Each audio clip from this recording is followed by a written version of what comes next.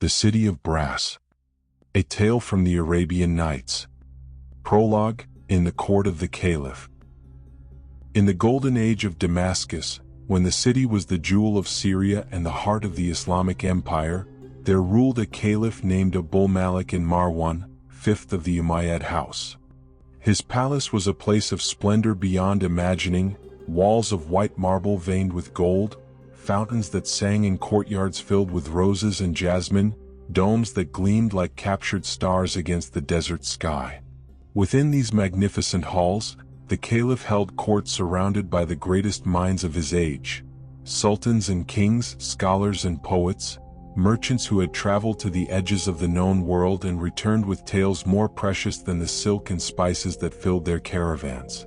It was on one particular evening, as the sun set in blazing colors over Damascus and the call to prayer echoed from 100 minarets, that a conversation began which would lead to one of the most extraordinary journeys ever undertaken. The caliph sat upon cushions of embroidered silk, his advisors arranged around him in a semicircle, and the topic of discussion turned, as it often did, to the wonders and mysteries of ages past.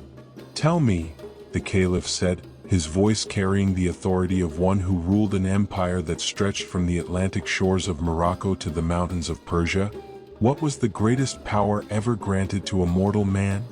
The assembled wise men considered this question, each drawing upon the vast stores of knowledge preserved in Damascus's libraries, in the memories of poets who kept alive the stories of generations past, in the holy texts that guided the faithful.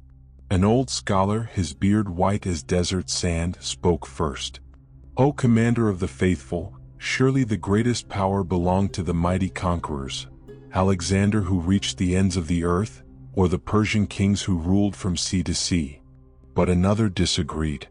"No, the true power was held by the prophets and holy men, who could work miracles and speak with the voice of the divine." The caliph listened to these opinions and others, nodding thoughtfully, but it was clear he had his own answer in mind. Finally he spoke. "All of these were great in their way, yes. But there was one whose power surpassed them all. One who commanded not just men and armies, but the very spirits of the earth, the creatures of the air, and forces that exist beyond the sight of mortal eyes. I speak of Solomon, son of David, peace be upon them both, to whom God granted dominion over all creation." At the mention of Solomon, a reverent silence fell over the assembly. Every man there knew the stories, how Solomon had possessed a ring of power, inscribed with the most great name of God, which gave him command over the Jinn and the demons, the birds and the beasts, even the wind itself. How he had built a temple of such magnificence that its like had never been seen before or since. How spirits had labored at his command, bringing him treasures from the depths of the earth and raising buildings that defied all laws of construction. "I have heard," continued the caliph, "that Solomon imprisoned the rebellious Jinn in bottles of brass, sealing them with molten lead and marking them with his signet ring. Is this true? And if so, do any of these vessels remain?" One of the king's advisors, a man named Talib bin Saul, lean and weathered from many travels, stirred and sat forward. "O commander of the faithful," he said, "you ask about something of which I have direct knowledge, for my own father witnessed such marvels with his own eyes." The caliph gestured for him to continue, and all present leaned in to hear, for Talib was known as a man who did not exaggerate or embellish, who reported only what he knew to be true. "My father," Talib began, "was a merchant who traveled widely in his youth, seeking fortune and adventure in equal measure. On one voyage, his ship was bound for the island of Sicily, following the trade routes that have been sailed for generations. But the sea, as all sailors know, is a fickle mistress, and a great storm arose, winds like the breath of demons, waves taller than the minarets of Damascus. The ship was driven far off course, blown by forces beyond mortal control, until finally the storm subsided and they found themselves approaching a land that appeared on no map, a shore unknown to any navigator." The assembly listened with rapt attention as Talib painted the picture. His father's ship limping into a strange harbor, the crew exhausted and frightened, not knowing if they had been blessed or cursed by their survival. The people of this land, Talib continued, were of black skin and went mostly naked, speaking a language my father did not know. But their king had learned Arabic from other travelers over the years, and he welcomed my father and his crew hospitably, as is the duty of the faithful to strangers. My father and his men stayed there some weeks, repairing their vessel and recovering their strength. And during this time, my father witnessed something that changed his understanding of the world forever. He paused for dramatic effect, and the Caliph leaned forward slightly, unable to hide his fascination. What did he see? The local fishermen, Talib said, would go out each day in their boats, casting their nets into the deep waters. And sometimes, not often but sometimes, they would pull up from the depths bottles of brass, sealed and stoppered.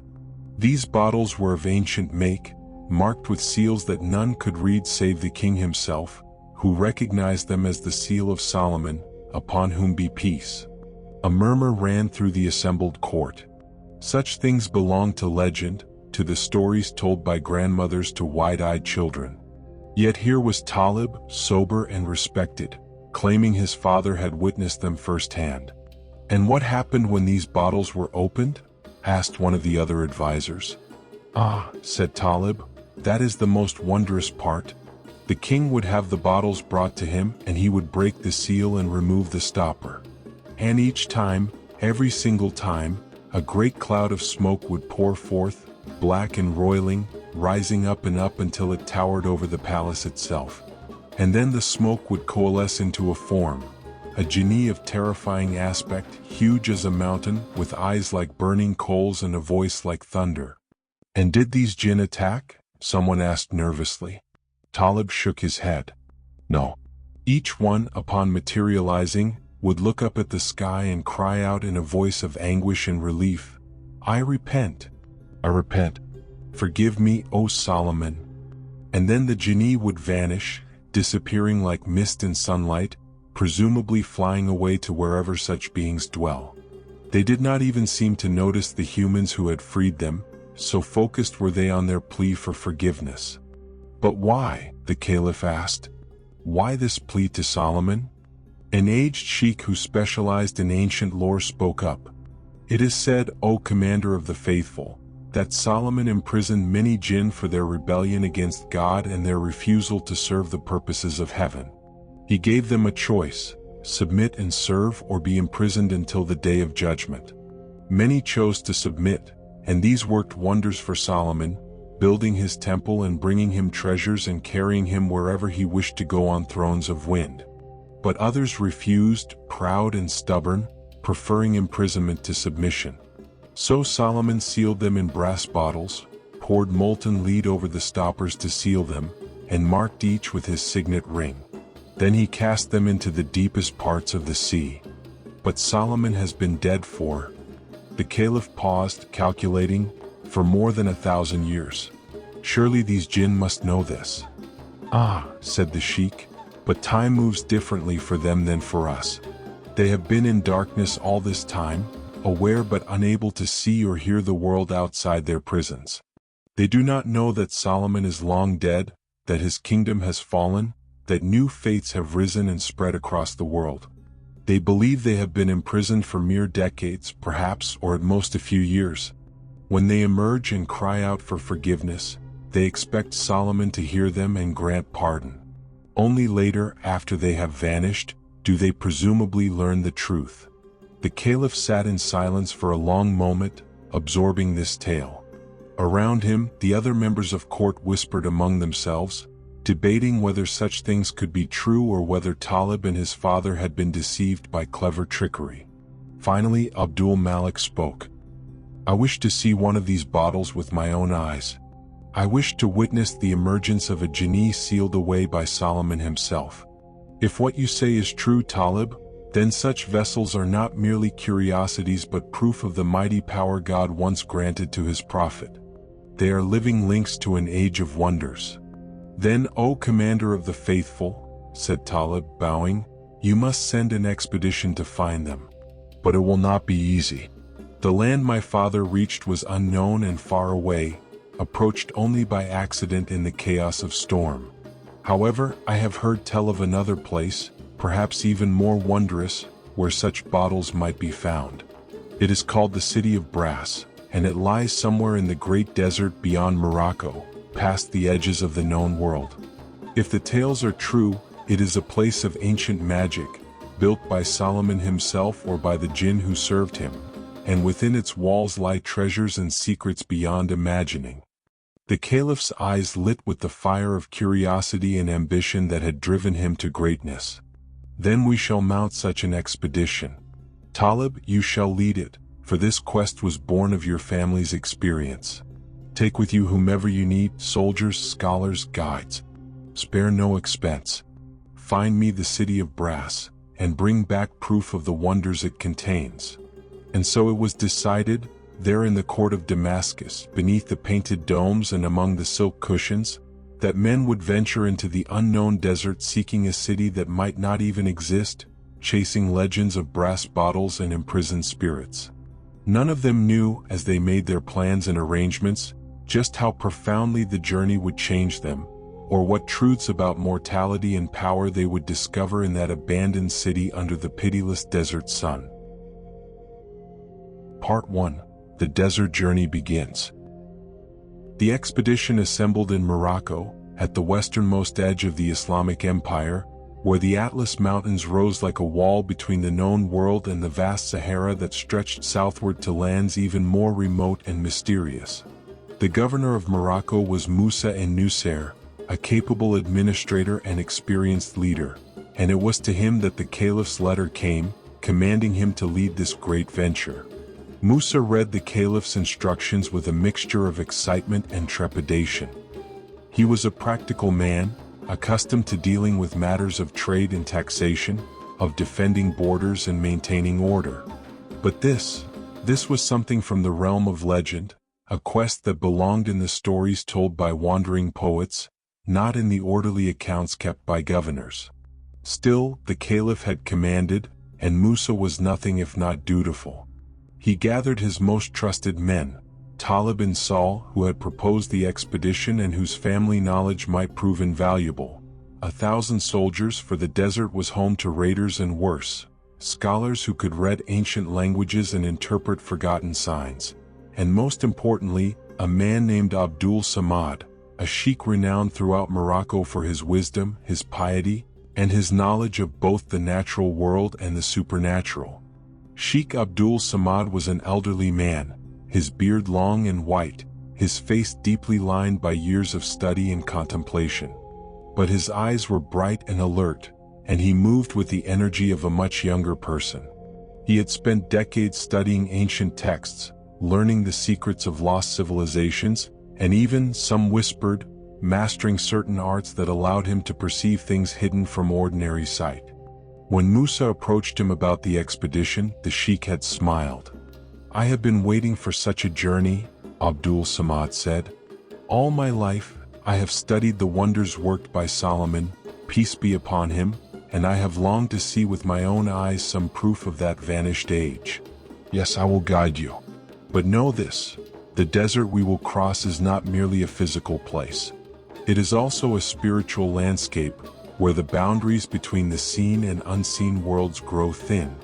We will encounter wonders, yes, but also dangers of a sort most men never imagine." The caravan that finally departed from Morocco was impressive by any measure. 1,000 soldiers mounted on swift horses and sturdy camels, supply wagons laden with water and provisions, spare horses and camels in case some should fall, tents and equipment for making camp in the wilderness. At the head rode Emir Musa, splendid in robes of office, his sword at his side and his determination unwavering. Beside him rode Talib and Saul, who had proposed this mad venture, and Sheikh Abdul Samad, who would navigate by stars and by secrets known only to himself. They traveled south from Morocco into regions where settlements grew sparse and eventually disappeared entirely. The Atlas Mountains fell away behind them, and before them stretched the endless desert, rolling dunes of sand that shifted with every wind, stone plateaus baked hard by a sun that seemed closer and hotter than it did in the civilized lands of the north, horizons that wavered and danced in the heat, playing tricks on the eyes. The days quickly fell into a rhythm: rise before dawn when the air was merely warm instead of murderously hot, travel through the morning, rest during the worst heat of midday under whatever shade could be found or created, resume travel in the late afternoon and evening, make camp as the sun set and the desert temperature plummeted from furnace to icebox. It was a harsh land, unforgiving of mistakes, deadly to the unprepared.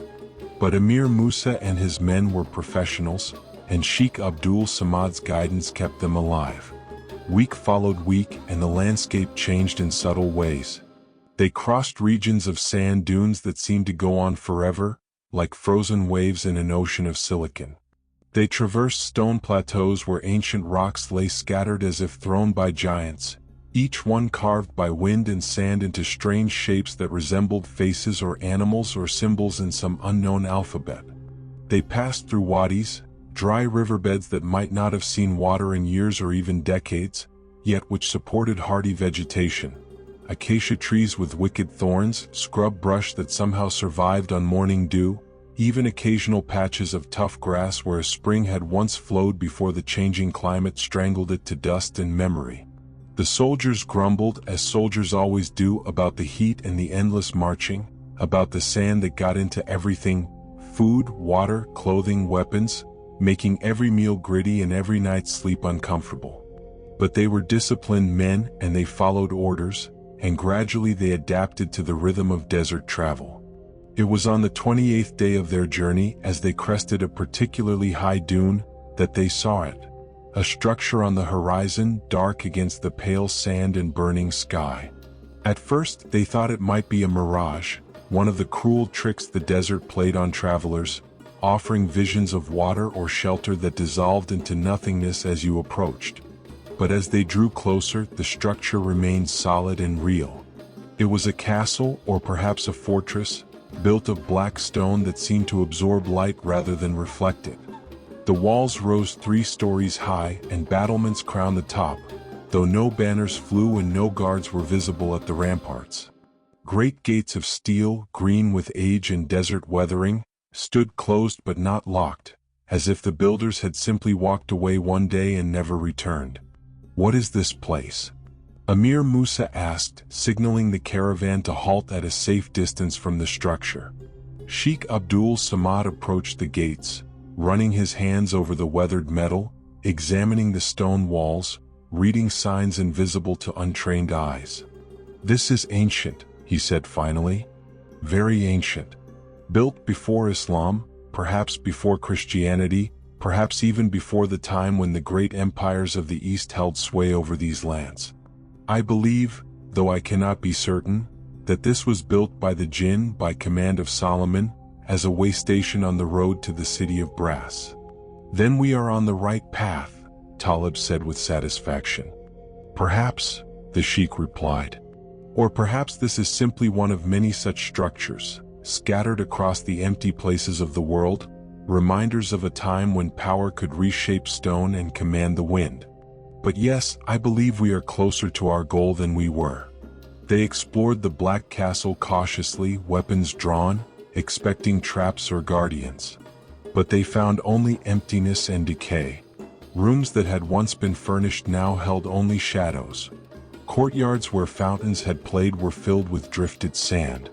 On the walls, they found inscriptions in ancient languages, Greek and Aramaic, and others none could identify. Sheikh Abdul Samad translated what he could. "Here is written, O son of Adam, how heedless art thou of that which is before thee. The years and months and days have diverted thee from preparing for thy end. Dost thou not know that death awaits thee, and that thou must drain its cup to the dregs?" Musa listened to this inscription with growing unease. "This seems less a way station than a warning," he observed. "Both, perhaps," said the sheikh.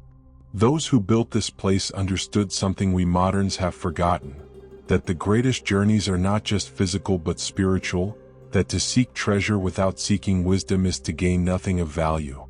These inscriptions are meant to make travelers contemplate mortality before they continue onward to the city of brass. They are saying, Consider well why you seek what you seek, for you may not like what you find.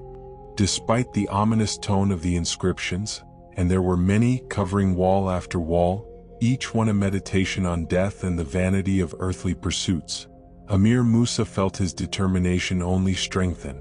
He had come too far to turn back now. If the city of brass held lessons about mortality along with its treasures, so be it. He would learn what was there to be learned and report it faithfully to the Caliph. They spent one night within the Black Castle, resting in rooms that had not sheltered travelers in perhaps 1,000 years. Some of the soldiers reported strange dreams, visions of the castle as it once had been, filled with jinn going about mysterious tasks, or glimpses of Solomon himself, terrible and magnificent, commanding these spirit workers with a gesture of his ringed hand. But whether these dreams were true visions or merely the product of exhausted minds overwhelmed by the strangeness of their surroundings, no one could say.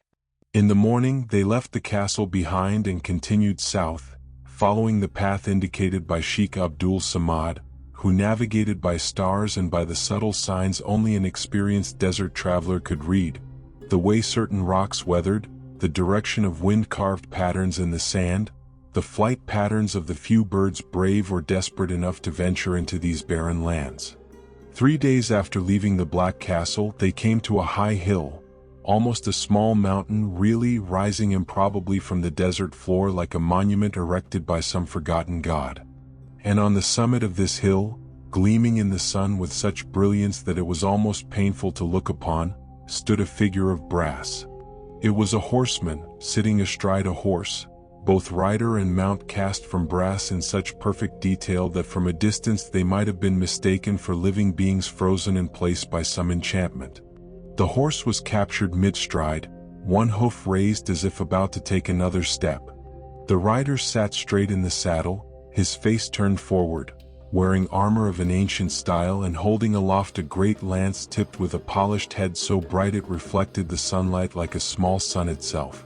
The caravan halted, and all present stared up at this extraordinary sight. Who had made such a thing? How had it been transported to this remote location? What purpose did it serve, standing here in the middle of nowhere, eternal and unchanging while empires rose and fell in the distant lands of men?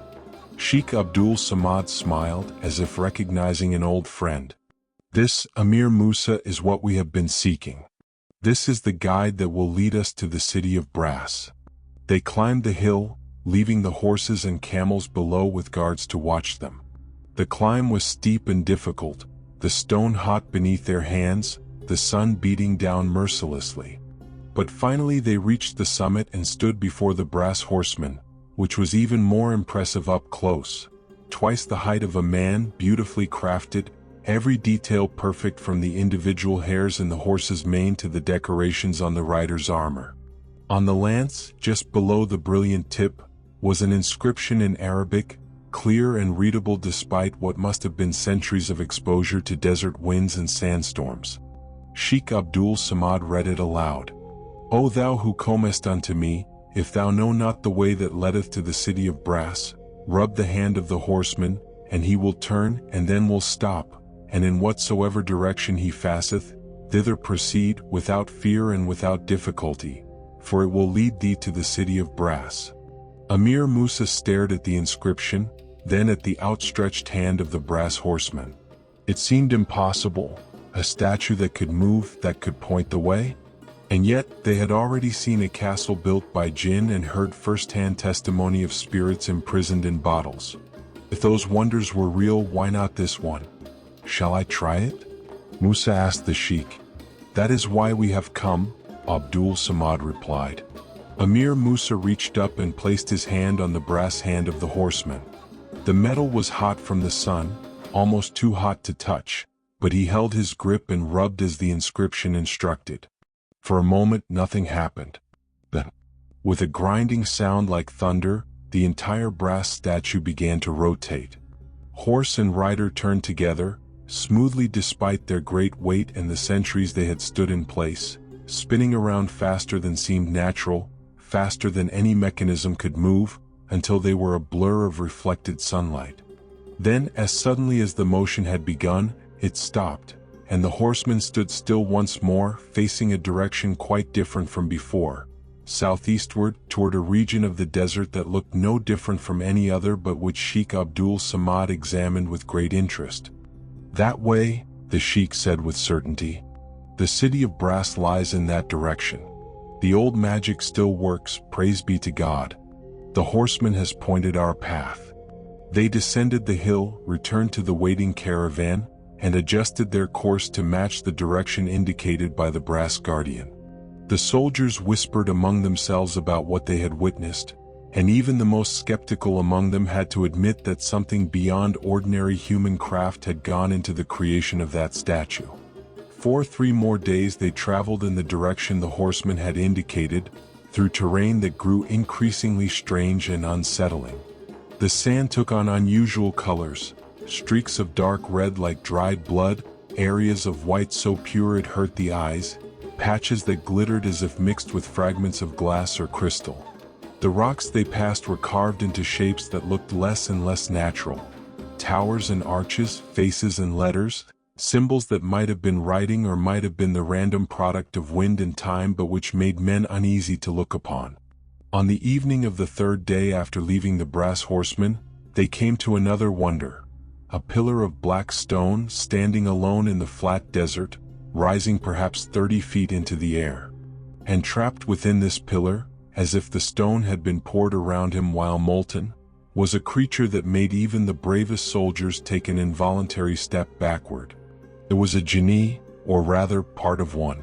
The being's body was sunk into the stone up to its armpits, with only the head, shoulders, and 2 of its arms visible above the surface. But what was visible was terrifying enough. A face that was human-like in general structure but wrong in all its details, with eyes too large and the wrong color, skin that seemed to shift between textures, and an expression of rage and anguish that had been frozen in place for who knew how many centuries. But the most disturbing feature was the arms, or rather, arms plural, for this creature had 4 of them. 2 were like human arms, though larger and more muscular, ending in hands with too many fingers. But the other 2 were like the forelegs of some great beast, leonine perhaps, or worse, ending in paws with massive claws that looked capable of rending steel. Emir Musa approached the pillar cautiously, his hand on the hilt of his sword, though he knew such a weapon would be useless against a creature of spirit and stone. Who is this?"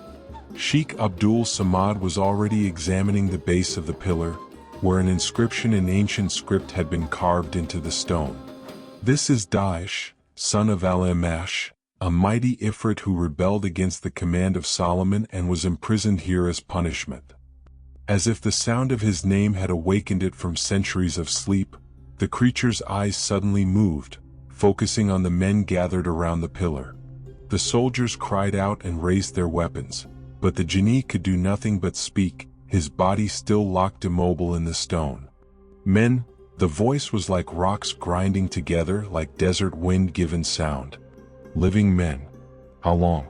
How many years?" Sheikh Abdul Samad stepped forward, showing no fear, though every instinct must have been screaming at him to flee. "Many centuries, O Daesh. Solomon who imprisoned you has been dead for more than 1,000 years. His kingdom is dust, his temple destroyed. The world has changed beyond recognition since you were bound." The Jinni's face contorted with emotions too complex and alien for humans to fully comprehend. Rage and despair and something that might have been regret. 1,000 years? I am undone. When the king of the Jinn, al-Damiriat, captured me and brought me before Solomon, I thought it would be a few decades, a century at most. But 1,000 years. How came you to be imprisoned? Emir Musa asked, fascinated despite his fear. The Jinni's eyes, which glowed with an inner fire, fixed on Musa, and when he spoke, his voice carried the weight of profound regret. Pride, arrogance, the sins of all who think themselves mighty enough to defy the commands of heaven. I was powerful among my kind, skilled in magics that could reshape mountains and dry seas. I thought myself the equal of Solomon, perhaps even his superior. So when he commanded me to serve, To use my powers in accordance with heaven's will, I refused. I mocked him. I challenged him to compel me if he could. The genie paused, and what might have been a bitter laugh emerged from his throat. He could. Oh, how easily he could. With a gesture of his ring, he summoned al-Damiriat, the mightiest king of all Jinn, who owed Solomon service by oaths older than the pyramids. Al-Damiriat bound me with chains that burned like molten iron, though they were forged from nothing but air and will. And Solomon brought me here to this empty place and had this pillar raised around me. You wish to stand alone and unmoved, he told me. So stand. Stand here until you understand that no being, mortal or immortal, stands alone. All are bound to each other and to the Creator who made us all. When you have learned humility, perhaps God in His mercy will free you. But I will not. And here I have stood. The voice dropped to something almost like a whisper, though it still filled the empty desert with sound. Through centuries I cannot count, through heat that would melt brass and cold that would shatter stone, watching the stars wheel overhead and the sand shift beneath the wind, thinking on what I was and what I have become. Silence followed this recitation, broken only by the wind that always blew in this barren place, carrying sand that would eventually bury even this pillar and its eternal prisoner. Finally, Emir Musa spoke. Have you learned what Solomon wished you to learn? The genie's glowing eyes closed, and when they opened again, something had changed in them. A softening, perhaps, or a deepening. I have learned that power without wisdom is worse than useless. It is dangerous. I have learned that pride is not strength but weakness disguised in fine clothing. I have learned that even the mightiest must bow before something greater than themselves, whether that something is God or death or simply the weight of time that grinds all things to dust eventually. Yes, I have learned. But learning does not free me, for Solomon set a term that only God can revoke, and I am bound here until Judgment Day or until divine mercy releases me. Sheikh Abdul Samad bowed his head respectfully. Then may God in His infinite compassion grant you that release, O Daesh. You have suffered long for your transgression, and repentance has been earned. Your kindness is noted, mortal, the genie replied, and perhaps it will be remembered when the great account is taken and all deeds are weighed. But come, I know why you are here. You seek the city of brass, do you not? We do, admitted Emir Musa. Can you tell us anything of it? I can tell you where to find other jinn like myself, not imprisoned in stone as I am, but sealed in bottles of brass and cast into the sea, just as Solomon sealed many of our kind. There is a sea near here, called the Sea of Al-Karkar, and on its shores dwell people descended from Noah, peace be upon him, whose land was not reached by the great deluge and who have lived in isolation from the rest of humanity since before history began. In their waters, many such bottles lie on the seabed, and if your Caliph wishes to see imprisoned jinn with his own eyes, there he will find them in abundance. And the city of brass itself? Asked Talib bin Saul, who had been silent until now, listening with rapt attention to every word. It lies near the Sea of Al-Karkar. Continue in the direction you have been traveling, and you will come upon it within days. But hear my warning, O men who seek wonders. The genie's voice took on a deeper, more ominous tone. The city of brass is not what you think. It was built as a monument, yes, but not to power or glory. It was built as a lesson, a teaching in stone and metal about the transience of all earthly things. Those who enter seeking treasure find it in abundance, but they also find something more troubling. The truth about what awaits all who live, whether mortal or immortal, whether king or beggar. Not all who enter that city leave unchanged. Some indeed do not leave at all. We thank you for your warning, Emir Musa said formally, and we will remember you when we tell the Caliph of all we have seen. Go then, said Daesh, and when you reach the city, remember the words of one who learned wisdom too late. Power fades, beauty withers, strength fails. Only what we do for others and for God endures. Only acts of compassion and justice outlast the centuries. Remember this when you walk among the treasures of that doomed city, and perhaps you will understand why it was allowed to fall. With those enigmatic words echoing in their ears, the caravan moved on, leaving the imprisoned Ifrit behind to continue his eternal vigil. That night, around the campfires, the men spoke in hushed tones about what they had witnessed. To see a creature of myth, to hear it speak of Solomon as if the ancient king were a living person it had known personally, this was beyond anything they had imagined when setting out from Morocco. What other wonders, what other terrors awaited them in the days ahead? Part 2. The City Appears. 2 more days of hard travel brought them to the Sea of Al-Karkar, which was not truly a sea in the sense of the great oceans but rather a vast lake, so large that no shore could be seen on the opposite side, its waters dark and still and somehow ominous. On its shore, as Daesh had promised, they found people, a tribe of perhaps 200 souls, dark-skinned and speaking a dialect of Arabic so ancient and pure that even Sheikh Abdul Samad had difficulty understanding it at first. These people were astonished to see the caravan, for they had no contact with the outside world and did not even know that the great Islamic empire existed. They still worshipped in the manner of their ancestors who had lived before the time of Muhammad, peace be upon him, though their monotheism suggested they were descendants of prophets earlier even than Abraham. Their king, for they had a king, though his palace was made of woven reeds and his crown was a simple circlet of hammered copper, greeted Emir Musa with courtesy and wonder. "We are honored by your presence, travelers from the north," the king said through an interpreter, once the linguistic barriers had been partially overcome. "We have lived here since time beyond memory, our ancestors having been brought to this place by Noah himself after the great waters receded. Our land was high enough that the flood did not reach it, and here we have remained while the rest of the world changed around us." Emir Musa explained their quest, and the king listened with growing understanding. "Ah yes," he said, "the bottles of brass. Our fishermen find them sometimes, deep in the waters of the lake. When we open them, great spirits emerge, terrifying to behold but ultimately harmless. They cry out in some language we do not understand and then vanish into the air. We have collected several recently that have not yet been opened. If you wish to take them to your caliph, you are welcome to them. Such things are curiosities to us but clearly have greater significance to you." True to his word, the king had 12 brass bottles brought forth. They were ancient beyond measure, encrusted with the minerals of the lake bed, sealed with lead that had been poured over the stoppers and marked with a seal that, though worn almost smooth, could still be made out.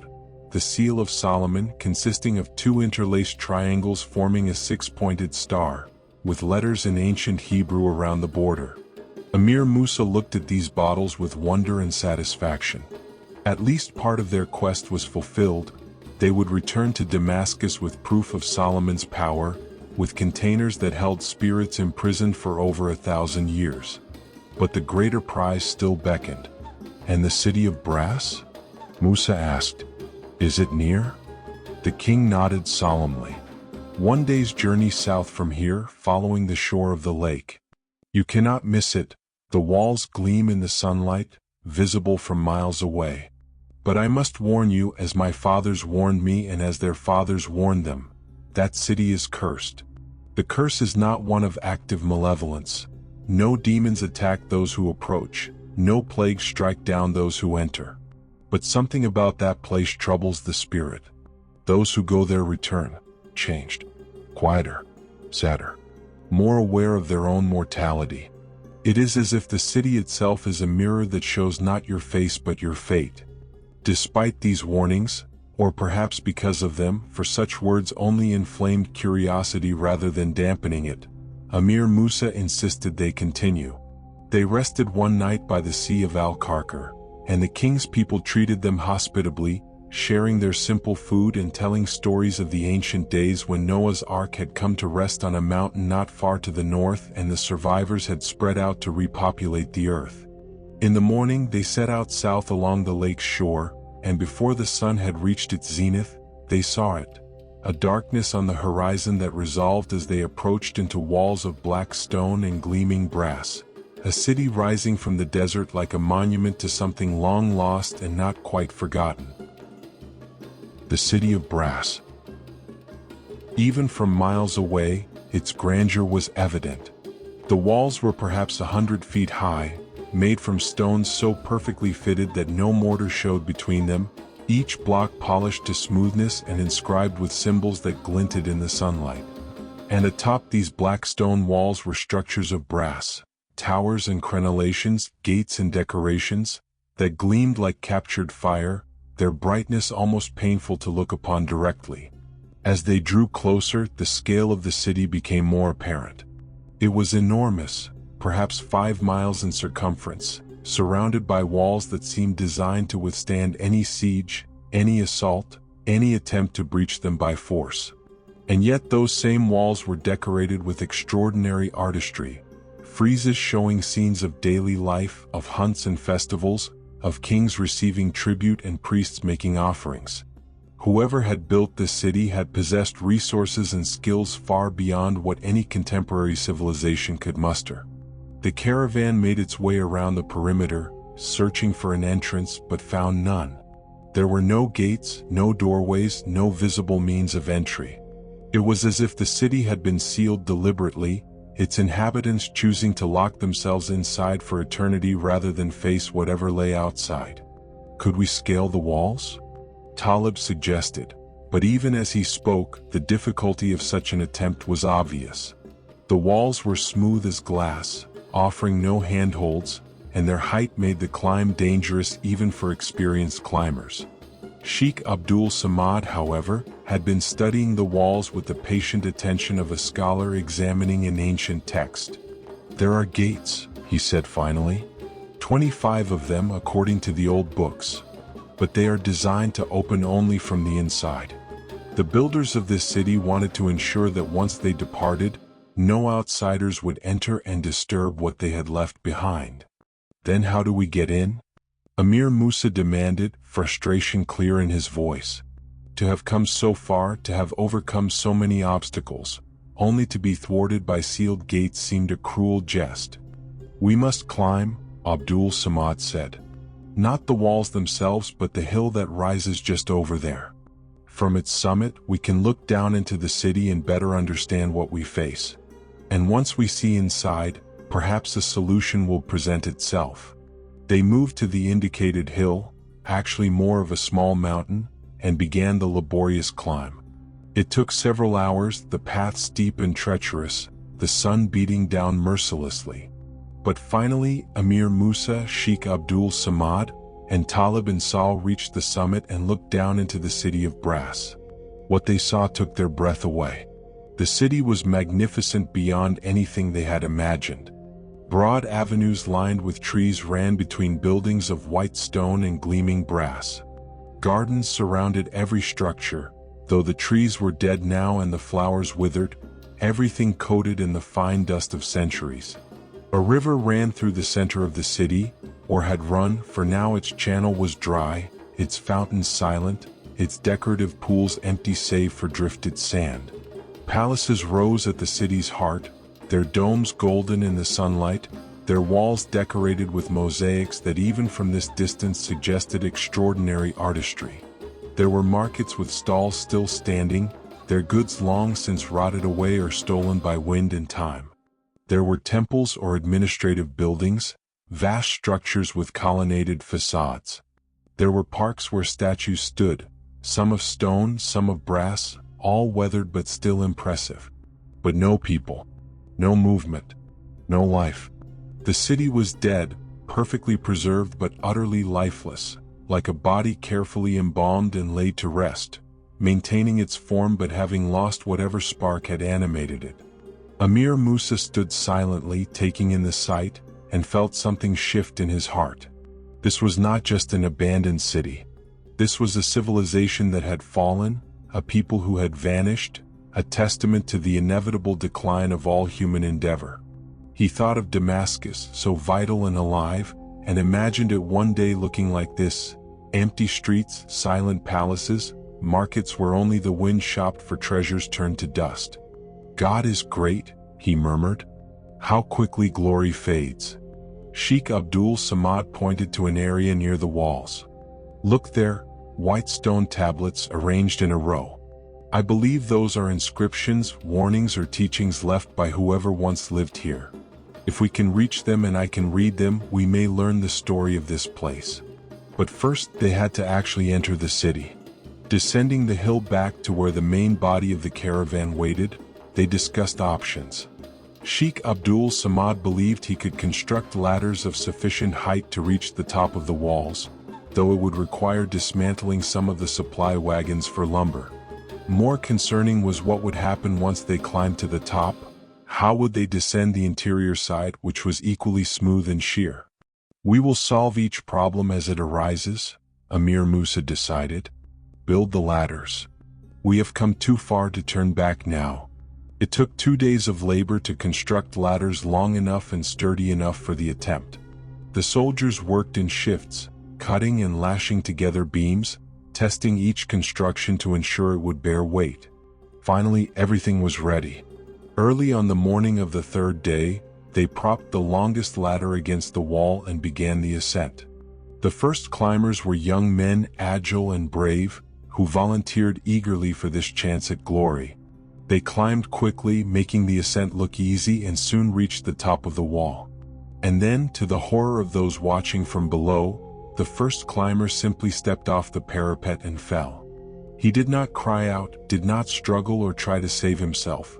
He just stepped into empty air as calmly as one might step through a doorway, and fell to his death on the stones below. The second climber, seeing his companion fall, barely hesitated before doing the same. And the third and the fourth, until a dozen young men lay broken and dead at the base of the wall. What madness is this? Emir Musa cried out, shocked and grieving. These were good men, loyal soldiers who had followed him into the desert's heart and now lay dead for reasons that made no sense. Sheikh Abdul Samad, however, was not surprised.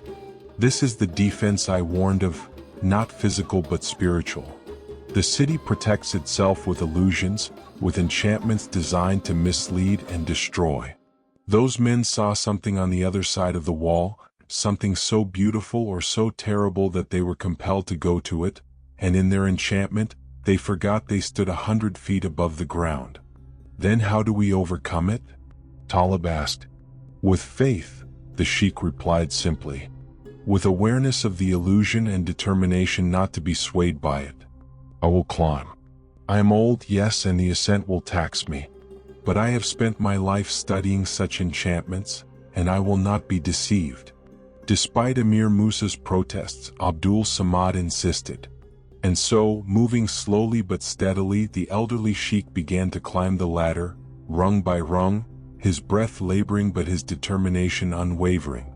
The watching soldiers prayed for his success, invoking God's protection, asking that this wise and good man not share the fate of the younger climbers who lay dead below.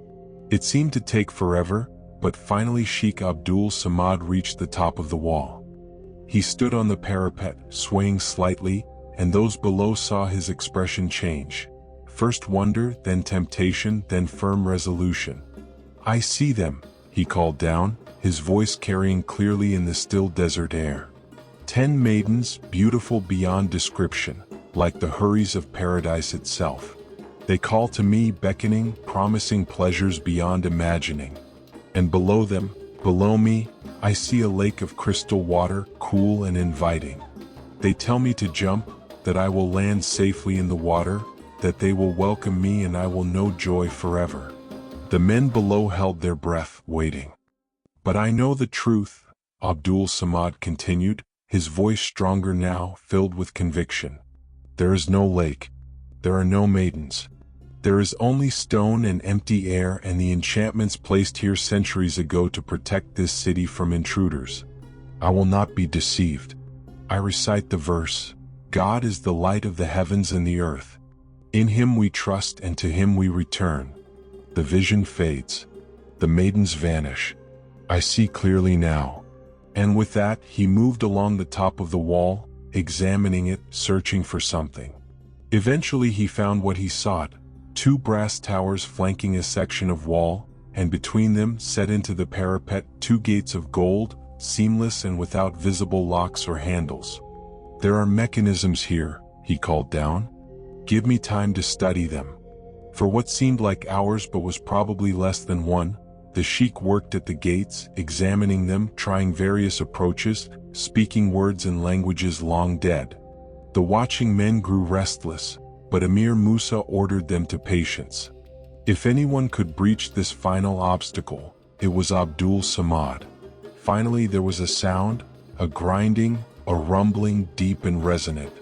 The golden gates swung open with the groan of metal that had not moved in centuries. And beyond them, visible now, was a passage leading down into the city itself.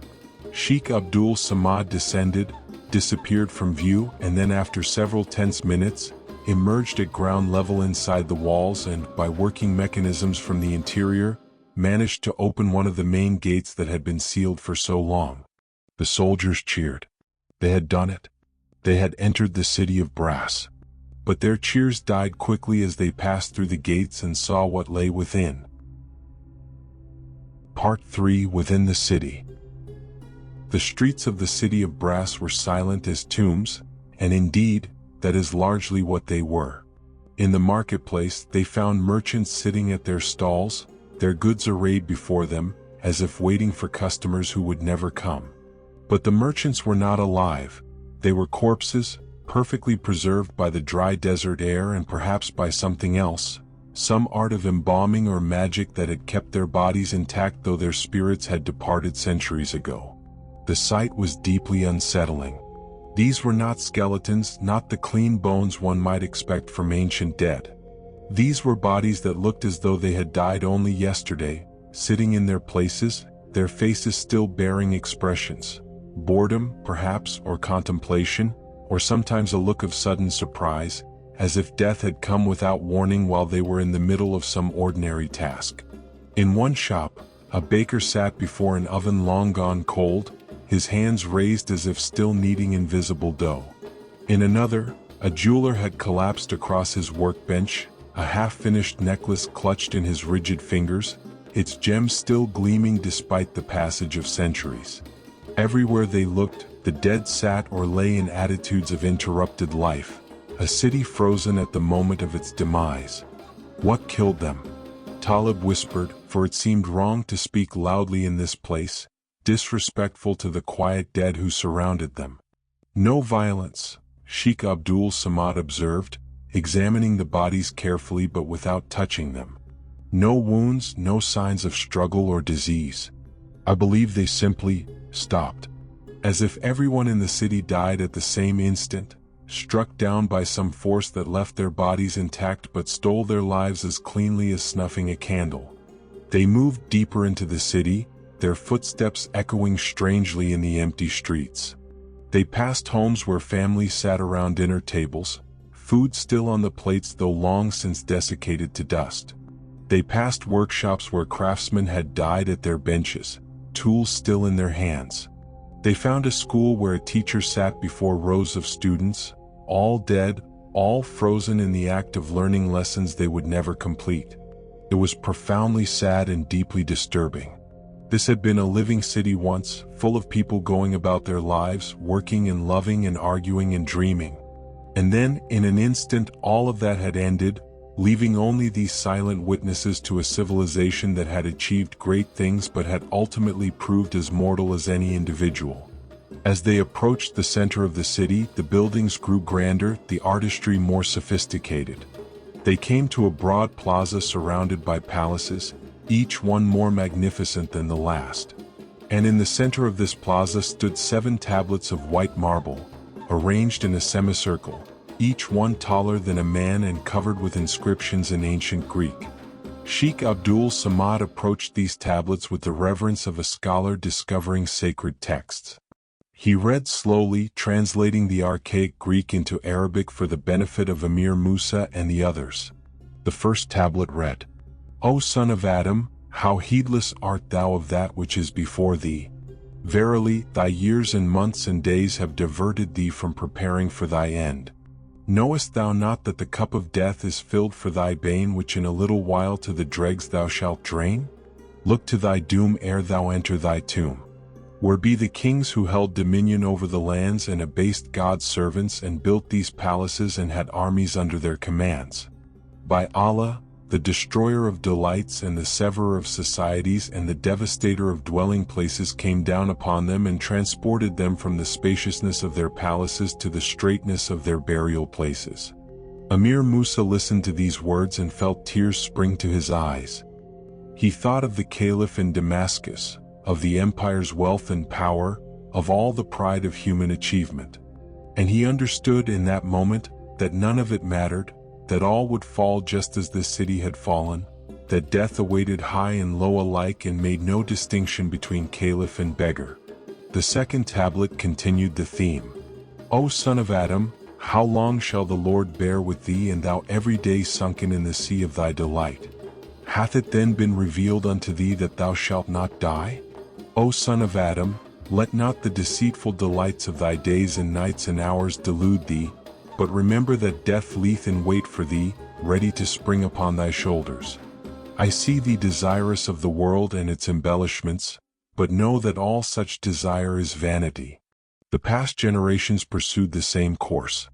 They acquired wealth both lawful and forbidden, but it repelled not fate when the term expired.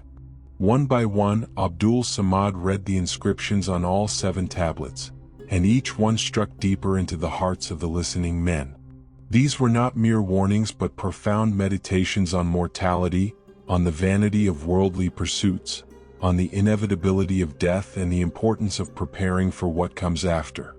The people who had written these words had understood something important, something that the succeeding generations had perhaps forgotten in their pursuit of wealth and power and glory. When the sheikh had finished reading, Emir Musa asked him to copy all the inscriptions carefully, for he wanted to bring them back to Damascus, to share them with the caliph and the wise men of the court. Perhaps these ancient words could teach something valuable to those who still lived. But their exploration was not complete. The greatest palace still beckoned, its golden domes gleaming in the afternoon sun, its gates of silver standing invitingly open. They entered cautiously, passing through courtyards where fountains had once played and gardens had once bloomed. The palace interior was vast, room after room filled with treasures that made even these experienced travelers gasp. There was gold in heaps, poured out across floors like grain from a broken sack. There were chests of jewels, rubies like drops of blood, emeralds green as spring grass, sapphires deep as the night sky, diamonds that captured light and scattered it in rainbow arrays. There were weapons of extraordinary craftsmanship, swords that still gleamed despite the centuries, armor inlaid with precious metals, spears with tips of strange materials that seemed to drink light rather than reflect it. There were libraries filled with scrolls and books in languages both known and unknown, repositories of knowledge that could have occupied scholars for lifetimes. There were workshops containing devices whose purposes could only be guessed at, mechanical wonders, perhaps, or magical tools, or simply the products of a technology more advanced than anything currently known. And there were the dead, of course, always the dead. Soldiers stood at attention in guard rooms, their spears still held upright though their hands were rigid with death. Servants sat in positions of service, eternal waiters serving no one. Officials sat at desks covered with administrative documents whose concerns had become meaningless the instant everyone died. Finally, passing through chamber after chamber of wonders and sorrows, they came to the throne room. It was a vast space, its ceiling supported by columns of crystal and its floor paved with tiles of lapis lazuli. At the far end, raised on a platform of white marble, stood a throne of such magnificence that it must have required years of labor and unimaginable wealth to create. It was made primarily of gold, but inlaid with every precious substance known to man, ivory and jade, coral and amber, pearls strung in cascades around its arms and back, colored gems arranged in patterns that told stories in visual form. And upon this throne sat a figure. At first glance, it appeared to be a living woman, so perfectly preserved was the body. She was young, impossibly beautiful, dressed in robes of silk so fine they seemed woven from light itself.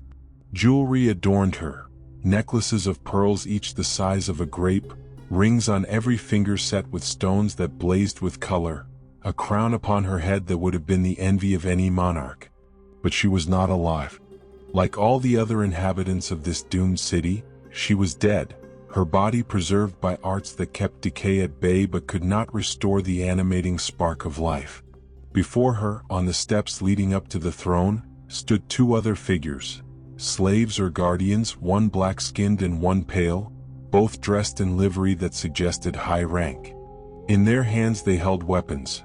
The black slave held a blade of polished steel, the pale one a jeweled sword that seemed to pulse with its own light. And these figures too were corpses, though so well preserved they might have been statues rather than dead flesh. Sheikh Abdul Samad approached slowly, reverently, and found a tablet of gold placed at the foot of the throne. Upon it was an inscription, and he read it aloud to the assembled company. In the name of God, the compassionate, the merciful. Praise be to God, the Creator of man, the Lord of lords, the cause of causes. O thou, if thou know me not, I will acquaint thee with my name and my descent. I am Tedmer, daughter of the king of the Amalekites, who once ruled in this city which thou now sayest abandoned and desolate. I possessed what none of the kings possessed and ruled with justice and mercy toward my subjects. I gave and bestowed, and I lived a long time in happiness and an easy life. The inscription continued, telling the story of how a famine had come to the land, how despite all their wealth and power, they could not overcome it, how disease had followed famine, and finally how a mysterious malady had struck the entire city at once. Not a plague exactly, but something subtler, a weariness of the spirit that made life seem not worth the effort of living. And so they had died all together on the same day, leaving their city intact but lifeless. We exposed to view our riches and our treasures, the inscription concluded, locked the gates of the fortresses in our city, and submitted ourselves to the decree of our Lord, committing our case to our Master. And thus we all died, as thou beholdest, and left what we had built and what we had treasured. This is the story, and after the substance there remaineth not aught save the vestige. Take from our wealth what thou wilt, for it profiteth the dead nothing. But disturb not my body, for I have left this warning. Whosoever taketh from my person shall suffer my guardian's wrath, though I be dead these 1,000 years. Emir Musa stood before this tableau, deeply moved by the tragedy it represented. This had been a real person, this Princess Tedmer, who had ruled and prospered and ultimately failed, as all humans ultimately fail. Her beauty, her wealth, her power, none of it had saved her. And now she sat here, a monument to vanished glory, a lesson in the transience of all earthly things. We should take some of the treasure, Talib bin Saul said, his voice carrying a note of greed that he could not entirely suppress. The Caliph will want proof of what we found, and surely no one will miss what belongs to the dead. We will take treasure, Emir Musa agreed, but not from her. He gestured to the dead princess on her throne. She has left a warning and we will respect it. There is wealth enough elsewhere in this city. We need not disturb the rest of its last queen. But Talib was not satisfied. What harm can the dead do? He argued. These guardians are as lifeless as she is.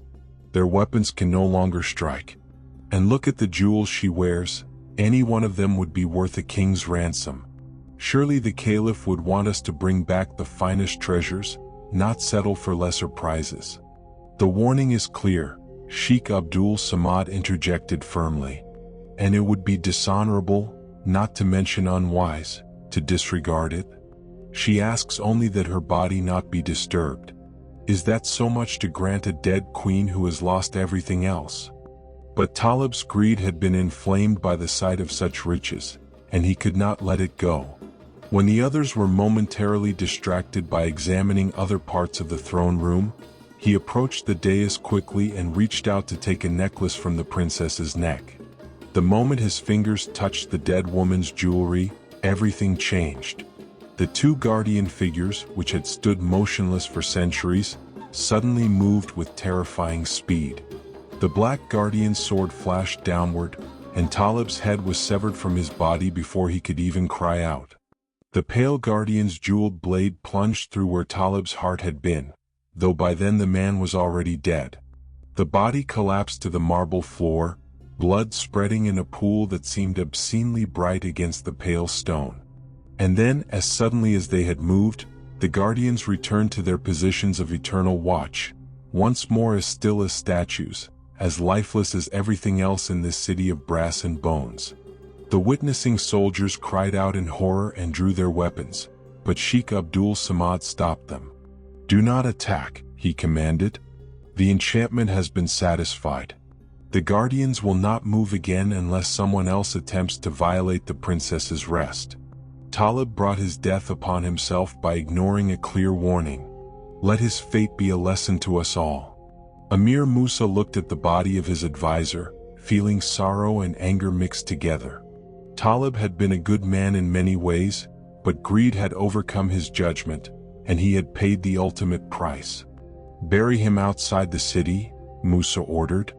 "Mark his grave so that travelers who come after us will know that a man lies there who ventured far in search of wonders and found them, but who forgot in his greed the wisdom that should temper all human desires." They left the throne room carrying nothing from it, though it held wealth beyond calculation.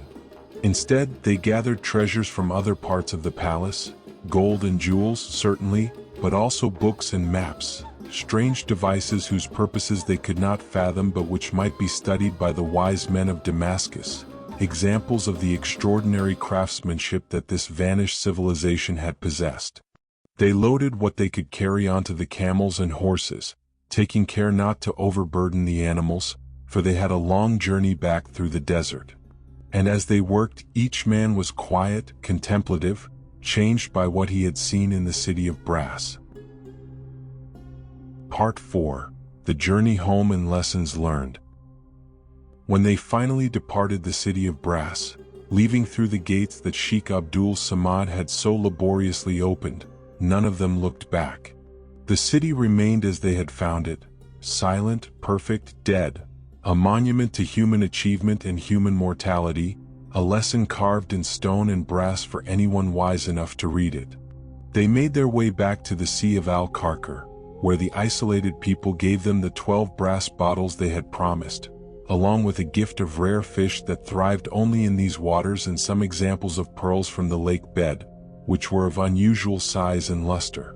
The king of these people asked what they had found in the city, and when Emir Musa described it, the old man nodded sadly. "So it has always been," he said. "That city stands as a warning that even the mightiest fall, that even the richest find their wealth profits them nothing when death comes calling. We who live simply by this lake, fishing and farming, perhaps understand this truth better than those who build great cities and amass great fortunes. We have little, but we do not lose much when we die. The people of the city of brass had everything and lost it all at once." The journey back through the desert was different from the journey out. The men were quieter, more thoughtful, less interested in idle conversation. They had left Damascus as an expedition seeking wonders and treasures. They returned as philosophers who had learned something profound about the human condition, that all glory fades, that all wealth is ultimately meaningless, that the only things of lasting value are the wisdom we gain and the good we do for others. They passed the pillar where Daesh the Ifrit stood imprisoned, and Emir Musa called up to him, "We found the city of brass, O Daesh, and we have learned the lessons it teaches. You were right, it is a place of treasure, yes, but more importantly it is a place of wisdom. Thank you for directing us there." The voice of the imprisoned genie rumbled from the stone. "And did you take wisdom from that place or only gold?" "Both," Musa replied honestly. "We have gold enough to satisfy our caliph and prove we did not dream our journey. But we also have words carved on tablets, inscriptions that speak of mortality and vanity, lessons that may prove more valuable than all the treasures combined. At least I pray they will." "Then your journey was not wasted," Daesh said. "Though I remain here in my prison, I am glad to have helped in some small way. Tell your caliph, when you return, that the greatest treasure Solomon ever possessed was not his wealth or his power but his wisdom. That is what lifted him above other men. That is what made him worthy of the dominion God granted him. If your Caliph can learn wisdom from what you bring him, he will be greater for it. They passed the brass horseman, still pointing faithfully toward the city of brass, eternal and unchanging, a guide for travelers who might never come. They passed the black castle with its warnings inscribed on every wall. They crossed the deadly desert, losing only 2 men to the journey, both to accidents rather than attacks, for the desert itself was enemy enough without need of bandits or wild beasts. Finally, months after their departure, they saw the Atlas Mountains rising before them like a promise of home, and beyond them, eventually, the cities of Morocco and then the long road east to Damascus. Part 5. The Caliph's Response.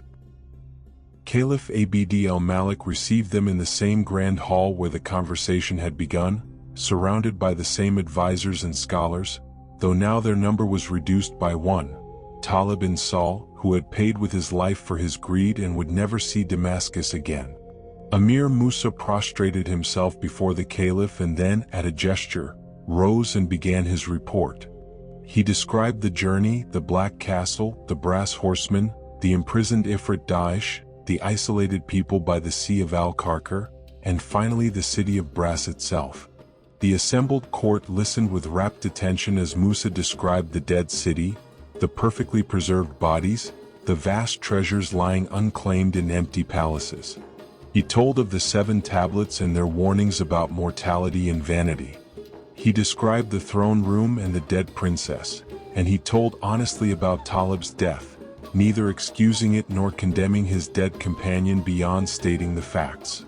When he finished, he had the treasures brought forth, gold and jewels, yes, but also the copies of the inscriptions from the tablets, the strange devices from the palace workshops, the maps and books that might contain knowledge lost to the modern world. And then, with great ceremony, he had the 12 brass bottles brought forth and placed before the Caliph. These, O Commander of the Faithful, contain Jinn imprisoned by Solomon himself, sealed away for more than 1,000 years. If you break the seals, they will emerge. We did not presume to open them ourselves, leaving that honor to you. The Caliph looked at the bottles with wonder and something like fear. To hold in one's hands containers that had been sealed by Solomon, to have the power to release beings of spirit and power who had been imprisoned since before Islam, since before Christianity, since before any current faith had come to the world. This was heady stuff, and Abd al-Malik was wise enough to feel both the allure and the danger of it. Open one, he commanded finally. Let us see if the old stories are true. Servants approached the first bottle cautiously, breaking the lead seal and carefully working loose the stopper. For a moment, nothing happened. Then smoke began to pour from the narrow opening, black smoke that rose and rose, expanding and coiling, filling the throne room with its acrid smell, climbing toward the painted ceiling and then billowing outward until it formed a cloud that must have been 50 feet across. And then the cloud began to coalesce, taking form, becoming a figure of terrible aspect. It was vaguely humanoid but enormous, 20 feet tall at least, with eyes like burning coals, skin that seemed to shift between textures as if it couldn't quite decide what substance it was made of, and a voice like gravel sliding down a mountainside. The court collectively gasped and pulled back, but the genie did not attack. Instead, it looked upward, or seemed to, for its eyes had no whites and it was hard to tell where it was gazing, and cried out in a voice that shook the very stones of the palace. I repent. I repent. Forgive me, O Solomon, Lord of all, Master of spirits. I acknowledge my rebellion. I submit to your will. Spare me, I beg you, though I know I deserve no mercy. I will serve faithfully if you grant me freedom. Only forgive me, I beg. And then, without waiting for any response, for there could be none, as Solomon had been dead for over a millennium, the genie vanished, dissipating like mist in sunlight, apparently flying away to wherever such beings went when released from their long imprisonment. The court sat in stunned silence. They had witnessed something from the realm of legend, something that proved the old stories were not just fanciful tales but true histories, however much they had been embellished in the telling. The Caliph ordered the remaining bottles opened one by one, and each time the process repeated, smoke emerging, forming into a terrifying shape, the Jinni crying out for Solomon's forgiveness, then vanishing. Some of the Jinn were more elaborate in their pleas, telling stories of their imprisonment, describing the darkness and isolation they had endured, begging for mercy in languages both comprehensible and strange. But all shared the same essential quality. They had been imprisoned by Solomon and now, released, still sought his forgiveness even though he was centuries dead. When all 12 bottles had been opened and their contents released, the Caliph sat back on his throne, his expression thoughtful. So the old stories were true, he said finally. Solomon did command the Jinn. He did seal them in brass bottles. And they, even after more than 1,000 years, still fear his power and seek his mercy. Perhaps more than fear his power, Sheikh Abdul Samad suggested respectfully, they regret their rebellion. 1,000 years is a long time to reflect on one's mistakes. Those Jinn emerged changed, I think, from what they were when they were imprisoned. Perhaps that was Solomon's true purpose, not mere punishment, but a chance at redemption through long contemplation. The Caliph nodded slowly. Perhaps you are right, Sheikh. And perhaps there is a lesson for us as well in all of this. He gestured to the treasures spread before him, the gold and jewels, the ancient books and strange devices. We could focus on these material things, on the wealth you have brought back. But I think the true treasure is something else. He picked up the copies of the inscriptions from the tablets, reading them carefully, his lips moving silently as he absorbed their warnings and wisdom. These words, he said finally, are more valuable than all the gold in that dead city. They remind us of what we too easily forget, that we are all mortal, that our time is limited, that wealth and power are fleeting, that only what we do for others and for God has lasting meaning. I will have these inscriptions carved into stone and placed in prominent locations throughout Damascus, so that all who pass may read and remember. He looked at Emir Musa with approval and gratitude. You have served me well, my friend. You ventured into the unknown and brought back not just treasure but wisdom. That is the mark of a truly successful expedition. The gold I will divide among the faithful as is proper. The books and devices I will give to our scholars to study. But these words, these lessons about mortality and the proper use of power, these I will keep close to my heart and try to live by them. And so it came to pass that the inscriptions from the city of brass were carved into stone and placed at the gates of mosques and in the courtyards of palaces throughout Damascus. And those who read them were moved to contemplate their own mortality, to consider the vanity of purely worldly pursuits, to remember that all glory fades and all power is temporary save the power of God alone. As for Emir Musa, he was richly rewarded for his service, given wealth and honors and a position of great respect in the Caliph's court. But those who knew him said he was changed by the journey, that he cared less for material rewards than he once had, that he spent his time in study and contemplation, that he spoke often of the city of brass and what he had learned there.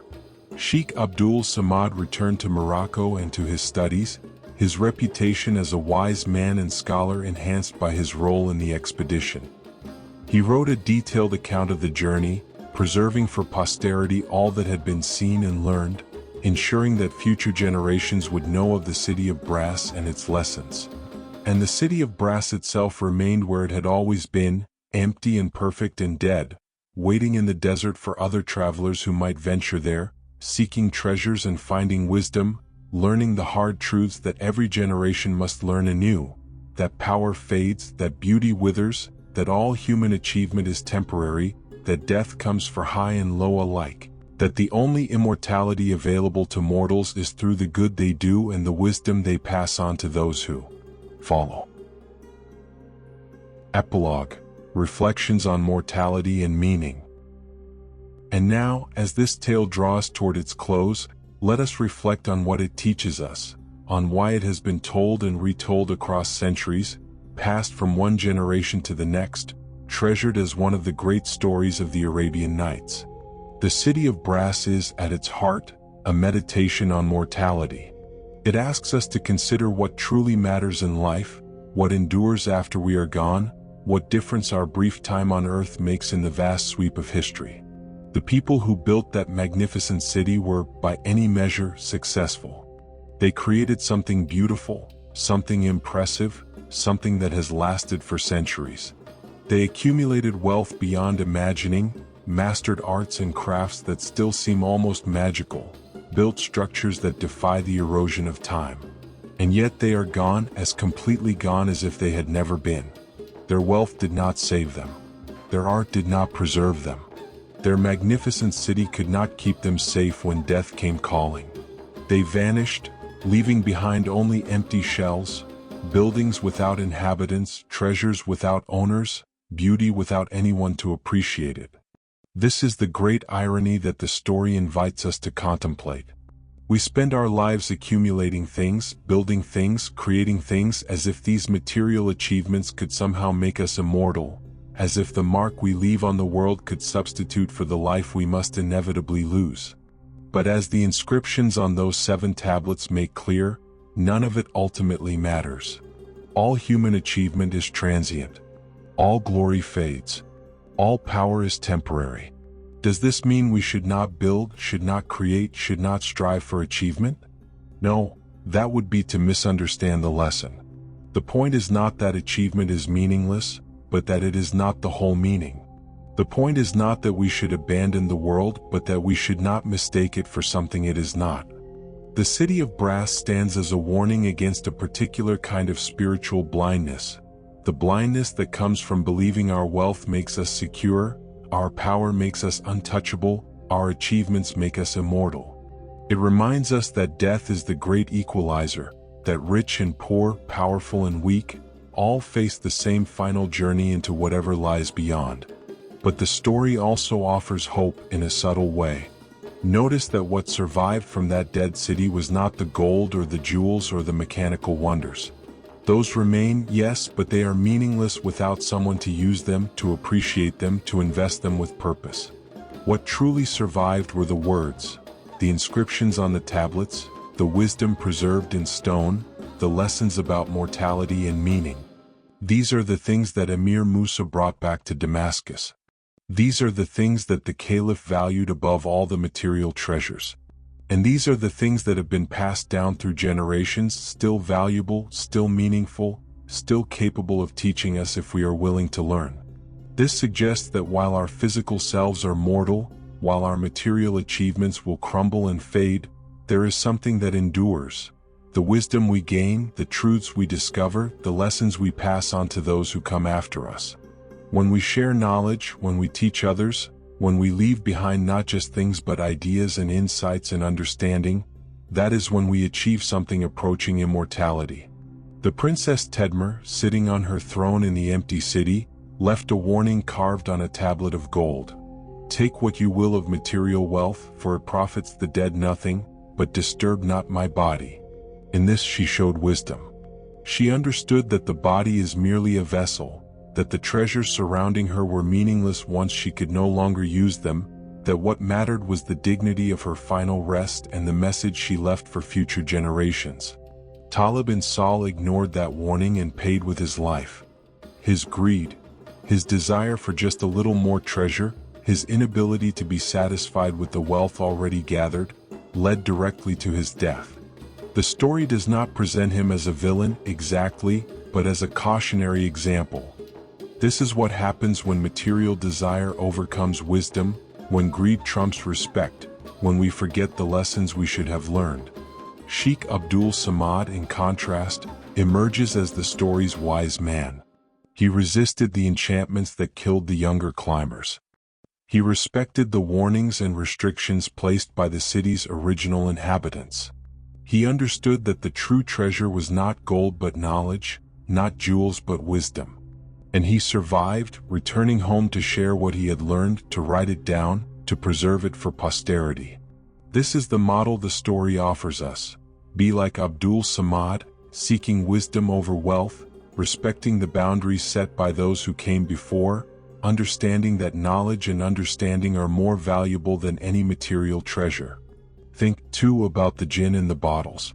They had been imprisoned for over 1,000 years, sealed away in darkness, isolated from the world, unable to move or act or exist in any meaningful way. And yet when they emerged, their first thought was not revenge against Solomon who had imprisoned them, not rage at their long captivity, but repentance, a desire to make amends, to acknowledge their errors, to seek forgiveness even though they believed Solomon still lived and might grant or deny it. This tells us something profound about the nature of punishment and redemption. Solomon did not simply lock these rebellious spirits away forever.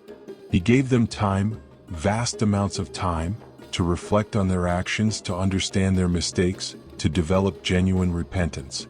The imprisonment was not just punitive but transformative, designed to change the prisoners from rebels into penitents. And it worked. The jinn who emerged from those bottles were not the same beings who had been sealed into them. 1,000 years of enforced contemplation had changed them fundamentally. They had learned humility. They had understood the error of their pride. They sought forgiveness because they genuinely regretted their rebellion, not just because they wanted to avoid further punishment. There is mercy in this, a deep and abiding mercy that gives even the worst offenders a chance at redemption, that believes change is possible no matter how long it takes, that holds out hope of forgiveness for those who genuinely repent. It is a vision of justice tempered by compassion, of punishment that aims at transformation rather than mere retribution. As you drift towards sleep, contemplating this ancient tale, let these themes settle into your consciousness. Think about what truly matters in your own life. What are you building that will last beyond your years? What wisdom are you gaining that you can pass on to others? What mistakes might you be making that future reflection will reveal to you? Think about mortality, not in a morbid way but honestly, clearly. You will die, yes, but that is not a tragedy if you have lived well, if you have learned and grown, if you have treated others with kindness and respect, if you have sought truth and shared it. The people of the city of brass died with all their wealth around them, and it profited them nothing. But if they had lived differently, if they had prioritized wisdom and compassion over accumulation and power, their deaths might have been different, peaceful rather than tragic, meaningful rather than merely final. Think about greed and the danger it represents. Talib was not a bad man, but his desire for more, for just a little more, for the finest treasures rather than merely fine ones, cost him his life. How many of us make similar mistakes on a smaller scale, sacrificing what truly matters for the pursuit of things that don't, reaching for more when we already have enough, risking what is precious for what is merely shiny? And think about wisdom, that most precious of all treasures, which cannot be stolen or lost, which grows rather than diminishes with use, which becomes more valuable the more it is shared. Sheikh Abdul Samad had wisdom, and it saved him when physical strength or youth or wealth could not. The Caliph recognized the value of wisdom when he chose to preserve and display the inscriptions from the tablets rather than keeping all the gold for himself. Wisdom tells us that we are mortal, and that this is not a curse but simply a fact, one we can face with courage or cowardice, with acceptance or denial, with grace or fear. Wisdom tells us that material things are tools, useful but not ultimate, means but not ends. Wisdom tells us that relationships matter more than possessions, that character matters more than reputation, that what we do for others matters more than what we accumulate for ourselves.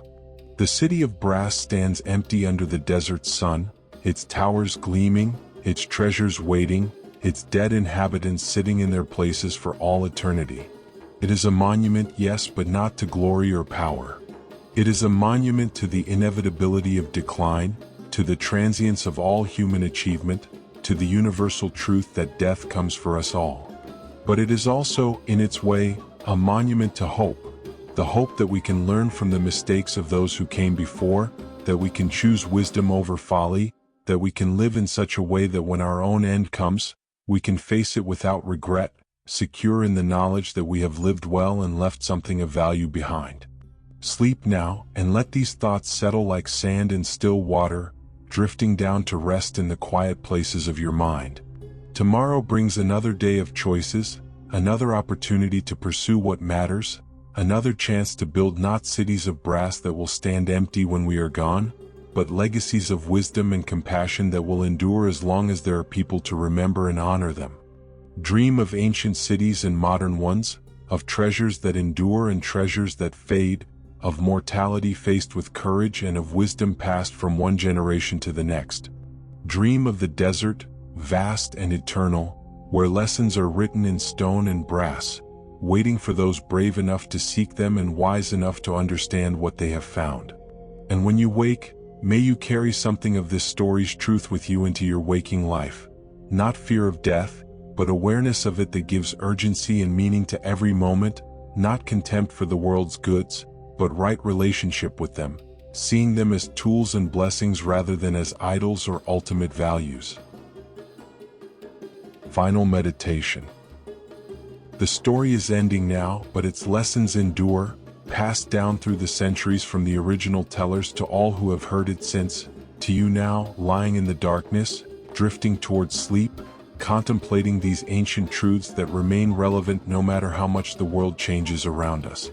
Picture the city of brass one last time. Magnificent and empty, beautiful and tragic, a perfect monument to human achievement and human limitation. See its brass towers gleaming in the desert sun. See its empty streets where no footsteps echo. See its silent markets where no one haggles over prices. See its palaces filled with treasures no one claims.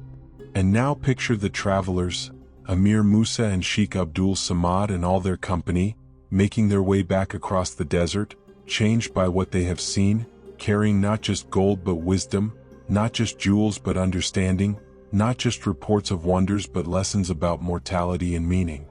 They are all dead now, of course, as dead as the inhabitants of the city of brass, as dead as Solomon who imprisoned the Jinn, as dead as everyone must eventually be.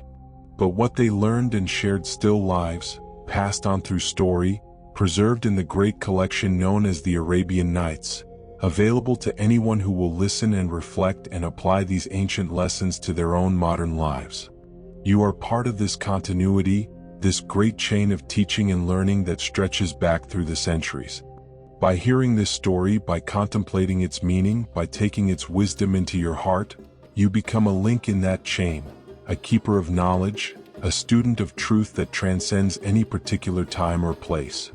And perhaps someday you will pass these lessons on to others, children or friends, students or colleagues, anyone who needs to hear that death is real but not terrible if life has been lived well, that material things are useful but not ultimate, that wisdom is the treasure that truly endures, that how we treat each other matters more than what we accumulate, that the mark we leave on the world is less important than the kindness we show along the way.